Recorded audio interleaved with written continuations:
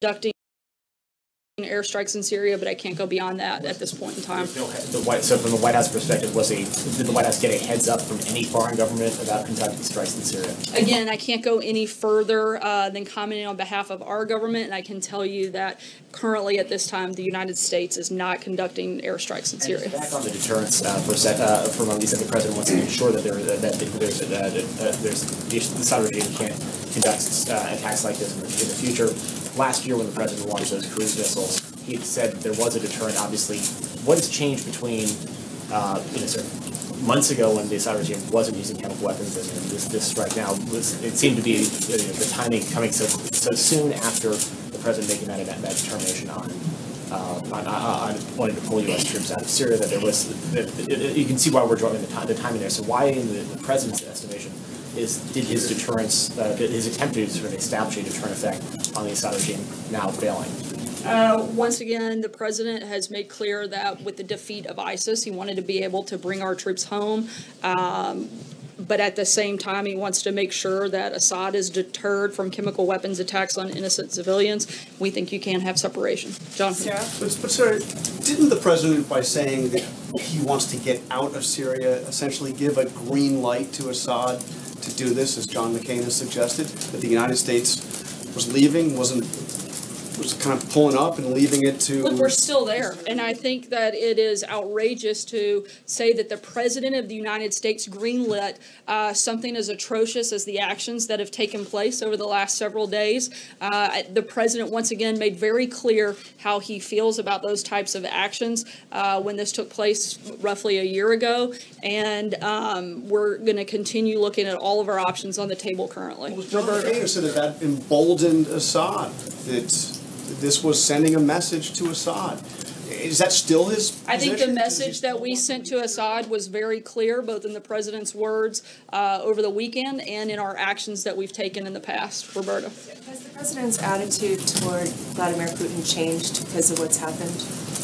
The president has always been tough on Russia, as he said last week, as I echoed again when asked about it. This administration and this president have been tougher on Russia than previous administrations. I think you can see that both through the actions that we've taken and in the comments over the last several days. But he singled out Vladimir Putin in the tweet yesterday.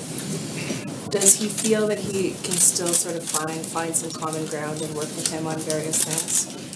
The president still feels that if we can have a good relationship with Russia at some point, that's a good thing for the world. But at the same time, this president is going to be tough on Russia until we see some changes in their behavior, just as we've done every day over the last year, and as we've outlined multiple times before, both from the president and as I've done from this podium on many occasions.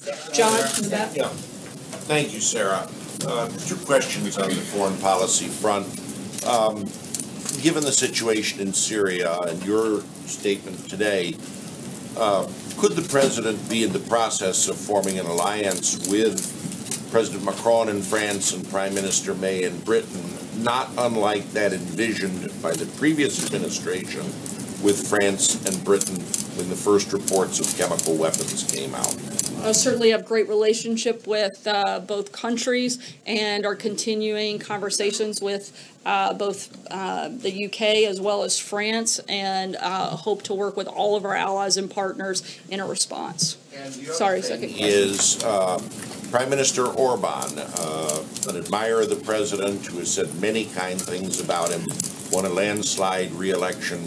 Will the president call him, and are there any plans to extend an invitation for a state visit or a working visit to Prime Minister Orban? I'm not aware of a scheduled call at this time, but if there is one, we'll keep you posted and likely have a readout to follow. John Decker. Thanks a lot, Sarah. Today is the first day on the job for John Bolton as the National Security Advisor. Perhaps you can bring him out here one time and he can take our questions.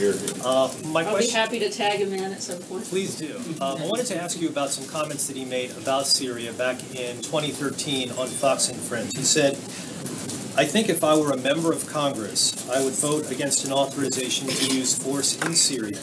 He continued, "I don't think it is in America's interests. I don't think we should, in effect, take sides in the Syrian conflict." Is that a point of view that Ambassador Bolton is bringing to the table now as National Security Advisor? The point of view that matters most here at the White House, as you well know, is the president's. And as Ambassador Bolton himself has said, he's certainly here to serve as an advisor, but ultimately the decisions being made are the president's, and the comments that he's made previously are personal, and he's here to carry out the president's agenda. Josh. Scott Brewer, the EPA administrator, often flew first class, had a $50 a night rental on Capitol Hill, and tripled the size of his security detail. Can you explain what the president meant when he said rent was about market rate, travel expenses okay, security spending somewhat more, but it was okay? Why did he say that? He was referencing a report done by the EPA, which we are continuing to review. But in that, it cites that the apartment was at market value and goes into other details, and that was what the president was reflecting. $50 a night on Capitol Hill in the lobbies, that was at market value, according to the EPA? Yes, according to the Office of Government Ethics. Travel spending okay. Is the president okay with cabinet secretaries taking first-class travel and tripling the size of their security detail? Is that okay? Again, we are reviewing the specifics of each of those components. I know there was a much larger number of security issues surrounding the EPA administrator than in the past, but for specific questions beyond that, I'd refer you back to the EPA. Were those security issues, or were those included in police reports? Because there's been reporting that across the country no one found the death threats or, police reports that jeopardized his life or safety. What are you talking about? I can't comment about police reports, but I do know that there have been a number of questions raised. And again, we're continuing to review that. Until that's complete, I'd refer you back to the EPA beyond that. Sarah, two questions on Syria.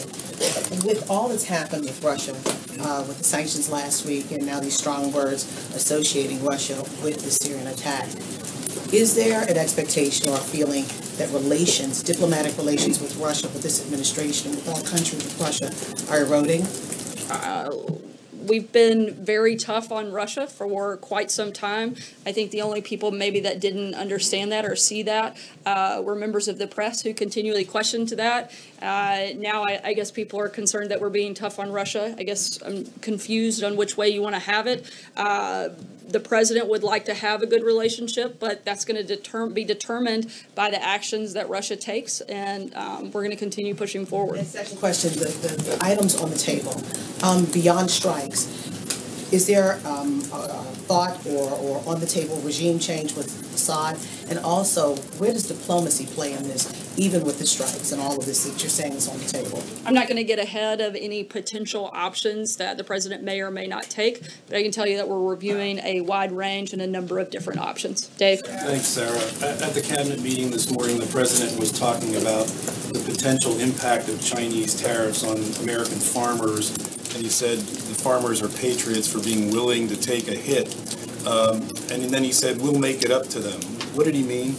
The president has worked with his team to determine how best to respond to China's attack on American farmers, and he's asked the Department of Agriculture to protect our farmers, and will present a plan on specifics of that shortly. Would you consider like extra crop insurance subsidies that are often put in the farm bill for market fluctuations? I'm not going to get ahead of potential options, but the president has asked the Department of Agriculture to come back with some specifics that we'll announce to you guys shortly. Thanks, Sarah. I've got two for you. First on Syria, we talked about the idea of a possible military option being a deterrent. Last year, we heard something very similar from the president, who called that chemical attack last year an affront to humanity, said it cannot be tolerated. Does the White House worry that Assad is now making a mockery of President Trump's threats? Not at all. What our concern is about is the fact that the Assad regime has taken an outrageous action against innocent civilians. Our focus is on responding to that, and that's what we're looking at. And then I wanted to follow up on something from last week, just because we didn't get a chance to, and specifically your comments citing the LA Times article when asked, I think by John here, about the president's rape remarks at that event last week that didn't actually back up the president's claims. You actually last fall admonished reporters to make sure that we hold ourselves to a high standard of accuracy.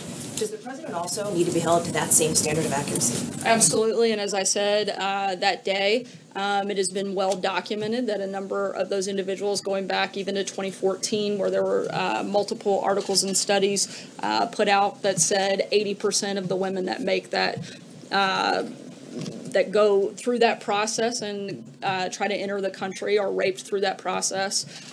Something certainly that I think should be concerning to all of us, and certainly something that the president has voiced concern about. And what about the voter fraud claim that the president made last week as well, also not backed up by evidence? I'm sorry, can you be more specific? Yeah, the president talked about those claims of voter fraud again. It's something he's repeatedly brought up. It's just giving the idea when words matter, particularly in moments of a lot of international pressure, like this moment right now, what his standard of accuracy is when he's speaking to the American public. The president still strongly feels that there was a large amount of voter fraud and attempted to do a thorough review of it, but a lot of the states didn't want to cooperate and participate.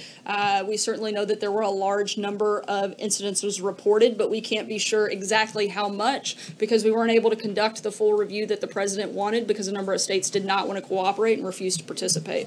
Mayor. Yeah, two questions regarding Scott Pruitt. How long is the review going to take that the White House is conducting? I'm not going to lay out an arbitrary timeline, but it's something that we're looking into and continuing to, take under consideration. Quick or years? I mean, obviously we want to get through this process as quickly as we can, but I'm not going to just make up a time frame here today. Okay, and did Chief of Staff John Kelly recommend that Pruitt be fired? I'm not going to get into any private conversations. Blake, welcome back. Congratulations. Thank you, appreciate it. I want to ask you about Mark Zuckerberg headed to the Hill to testify. This administration has often talked about deregulation and the deregulatory efforts that the president and this administration has undergone, but there's a question of whether or not Facebook should be regulated.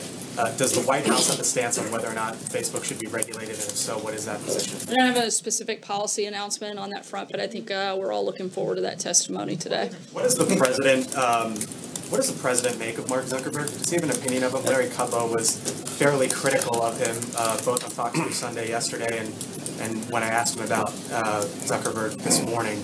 Does the president have any sort of opinion on Mark Zuckerberg? I haven't asked him directly. I'd have to check and get back to you. Take one last question, Jim. Is there anything that the Syrians can do at this point to prevent military action from being taken? I'm not going to get ahead of what actions we may or may not take, so I can't really answer that question, but we'll keep you posted when we have something on that front. And if I can follow up, just because, you've been saying this over the last couple of weeks that nobody has been tougher on Russia and Vladimir Putin than this president. Isn't there some hyperbole in that when you say that? I mean, obviously Ronald Reagan's tear down this wall, John Kennedy put up a blockade around Cuba, Carter boycotted the 1980 Summer Olympics in Moscow. Obviously, there have been presidents over the course of the last several decades who have been tougher on this president. Also, given the fact that this president, up until just recently, wasn't really willing to criticize Vladimir Putin by name. We all saw that over the weekend and took that as a new development. Yeah, you cite like one example for each of those individuals. Let me list off just a few of the actions that the president has taken that previous administrations haven't. The Treasury Department issued new sanctions on numerous individuals and entities in Russia. The president's continued other sanctions on Russia's malicious cyber activity in response to election hacking. He's expelled 60 Russian operatives from the United States and closed 2 consulates. The president's issued 4 statements condemning Russia's poisoning of UK citizens on UK soil. He's authorized the sale of lethal aid to Ukraine. He's authorized military strikes against the Assad regime in Syria and has repeatedly called out Russia's actions on that front. We've also exported energy to our allies in Eastern Europe. Look, I think that you named off 1 or 2 things. It is without dispute that this administration and this president has done a number of things to be tough on Russia. So the president says that Vladimir Putin may pay a price for what's happening in Syria right now. After all, the Russians were supposed to be responsible for helping the Syrians remove the chemical weapons from Syria. When the president says that they may pay a price, we should take that to the bank? I'm not going to get ahead, once again, of any actions that the United States may or may not take, but I think the president's been clear about what his intention is. Thanks so much, guys. Have a great day. Sarah, why did the president oppose the sanctions on Russia if no one's been